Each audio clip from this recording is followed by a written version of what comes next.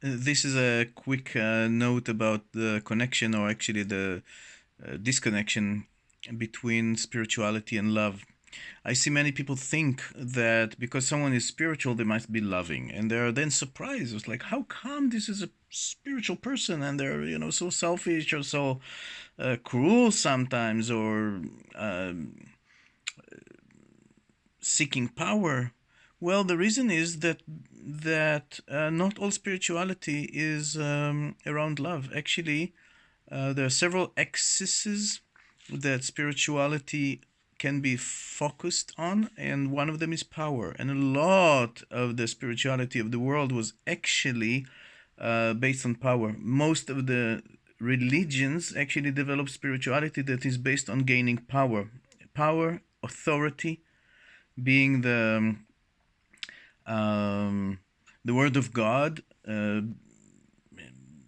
making so-called miracles or whatever it is to prove that we have the right answers and therefore you need to obey us, or something bad will happen to you if you're leaving your guru or your teacher or your religion, whatever it is. So a lot of spirituality is actually based around the seeking for power.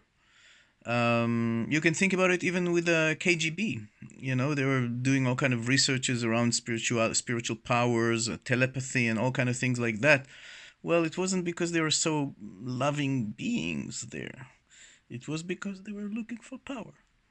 So, even if someone has long hair and a beard and going with whatever it is, putting smoke of incense around them all day long and singing mantras, it doesn't mean that they're loving beings. It means that they're seeking for something, and this seeking might be seeking for power, for more control over their own life because they never surrendered actually, and control over others.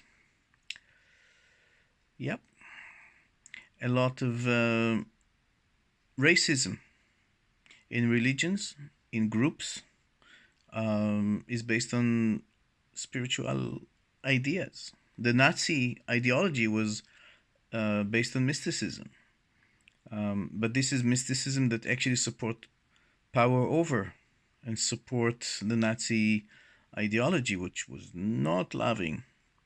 So I want to end with quoting one of my beloved teachers, Roshi Bernie Glassman, a Zen master. He's old now, and send him also healing, blessing. Um, he once said, I remember, that there are several degrees of enlightenment. But the highest degree of enlightenment, he said, is being a mensch. Now, Bernie Glassman comes from a Jewish background, so mensch is a Yiddish, from the Yiddish language word. It means being a good human, being a good person, being humane. So that's according to this